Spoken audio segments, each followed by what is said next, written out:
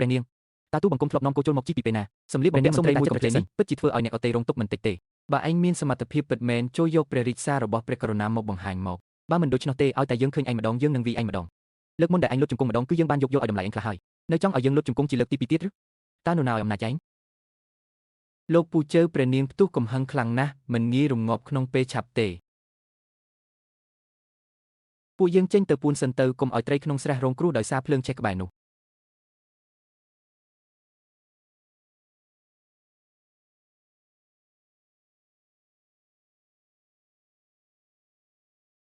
តើឯងធ្វើដូចម្ដេចទើបធ្វើឲ្យព្រះករុណាខ្ញាល់ខ្លាំងម្ល៉េះខ្ញុំមិនចូលចិត្តឲ្យអ្នកណាមនិយាយស្ដីដាក់ខ្ញុំពីលើខ្ពស់មកបែបនេះទេ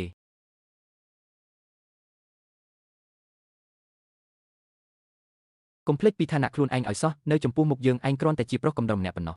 ចុះព្រះនាងចង់លុតជង្គង់ឬក៏មិនព្រមលុត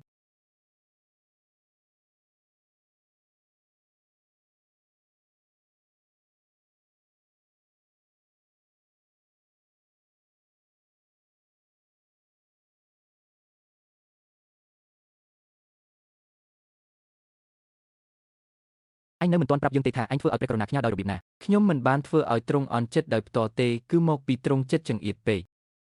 ក្រៅពីបញ្ហារឿងលើក្រែដែលទ្រង់ធ្វើមិនកើតក្រៅពីនោះទ្រង់ពិតជាពូកែណាស់ខ្ញុំមិនអាចចេញទៅទាំងស្អាតបាតបែបនេះបានទេបើមិនដូច្នោះទេនឹងធ្វើឲ្យស្ដេចឆ្កែនោះមិនសប្បាយចិត្តយើងគ្មានវិធីទេប៉ុន្តែលីវជីនមានអញ្ចឹងព្រះនាងជួយហៅលីវជីនឲ្យចូលមកបន្តិចមក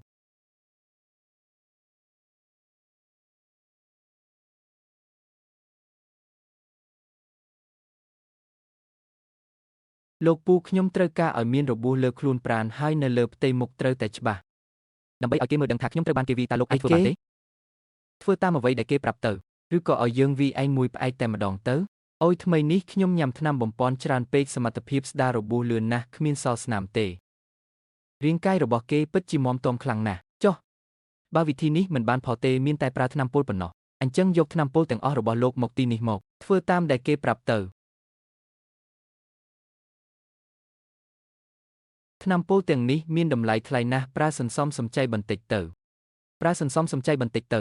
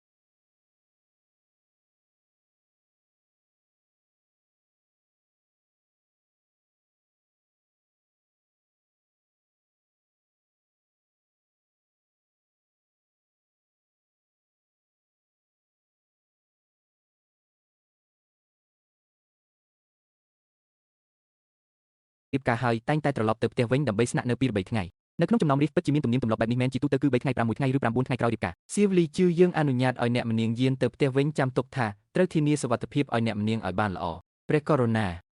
របួសរបស់ឯងនេះមិនមែនត្រូវគេវីទេព្រះនាងចង់ពិតជាបានវីទូលបង្គំមែនទើបទូលបង្គំជួយតុបតែងបន្ថែមបន្តិចបាទឯងមិនល្ងងទេប៉ុន្តែក៏កុំព្យាយាមធ្វើជាឆ្លាតពេកអីទូលបង្គំមិនហ៊ានទេនៅចំពោះមុខព្រះអង្គទូលបង្គំមិនលាក់បាំងអ្វីឡើយតែឯងដឹងទេថាហេតុអ្វីបានជាយើងឲ្យអ្នកម្នាងយានចេញពីវាំងលើកនេះសូមព្រះអង្គមេត្តាប្រោសប្រាប់ផងយើងចង់បង្ហាញថារាងកាយរបស់យើងនៅតែខ្លាំងក្លាការរក្សាទំនាក់ទំនងជាមួយនាងសំខាន់ចំពោះឯងណាស់ត្រកូលយានជាពូជពងមេតបធំនេះជាសាច់ដុំធំហើយមិនត្រឹមតែព្រះរាជបុត្រច្បងទេលោកពូហុងក៏ចង់បានដែរទូលបង្គំសន្យាថានឹងមិនឲ្យព្រះអង្គខកបំណងឡើយចេញទៅចុះវ៉ាន់ប៊ីយូនឹងរៀបចំគ្រប់យ៉ាងឲ្យឯងត្រូវចេញពីវាំងទៀតហើយមើលទៅលើកនេះត្រូវនៅខាងក្រៅ2 3ថ្ងៃហើយខ្ញុំត្រូវទៅភូមិគ្រីស្ទត្រកូលយានជួបព្រះមហេសីរបស់អ្នកម្នាងយានដើម្បីលាម្ដងសិន